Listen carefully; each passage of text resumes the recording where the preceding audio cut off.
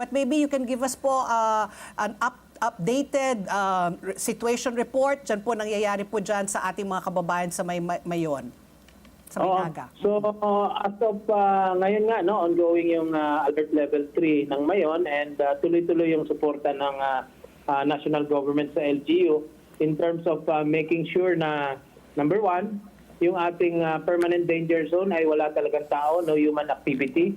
So yung ating PNP po ay naka-activate, may mga choke points, checkpoints tayo na nagmo-monitor ng mga movement ng mga tao doon. So again, ang abiso natin, bawal po pumasok sa 6-kilometer permanent danger zone. Pangalawa, we are looking at the sustainment ng ating mga evacuation centers. Meron tayo as of now, halos 13 evacuation centers na bukas, housing around 3,500 individuals, no? Kasi ang target naman or based sa data ng probinsya, halos 800 families yan na kailangan i-secure outside the evacuation center. Okay. Pangatlo po ay we are preparing for in case of escalation ng activity ni Mayon para sa alert level 4 kasi dito po sa alert level 4 halos 50,000 individuals na po ang kailangang alisin. Kasi mag-extend tayo ng permanent ng danger zone, magiging 7 yan, and then at most 8, no? So yun po.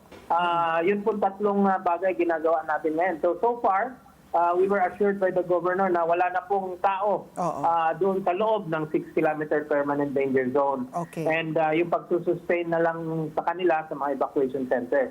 But again, we are preparing for a worst case scenario na mag-taas tayo ng alert level from 3 to 4 based na rin sa recommendation yan ng PBOC. Okay. So habang wala pa po, naghahanda tayo. Tama po si SecRex nandun kahapon. Assuring the support of the national government. Utos din po ni Pangulong Marcos po yan na talagang we have to be proactive. Kung anong kailangan ng mga LGUs ay dapat maibigay ng mga respective agencies. So yun po. As of now, yun lang po ang ginagawa natin. It's kung level 3 po, LGU-led pa rin po ang response. Ibig sabihin, manageable at their level.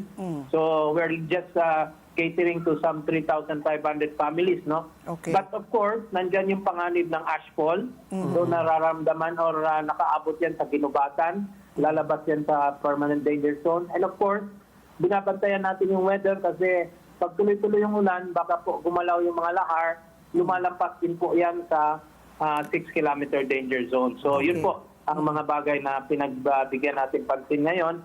And ang ating regional office, ang ating regional Dream Council ay naka-activate na po at naka-ready na po na magbigay tulong sa ating mga kababayan doon sa Bicol.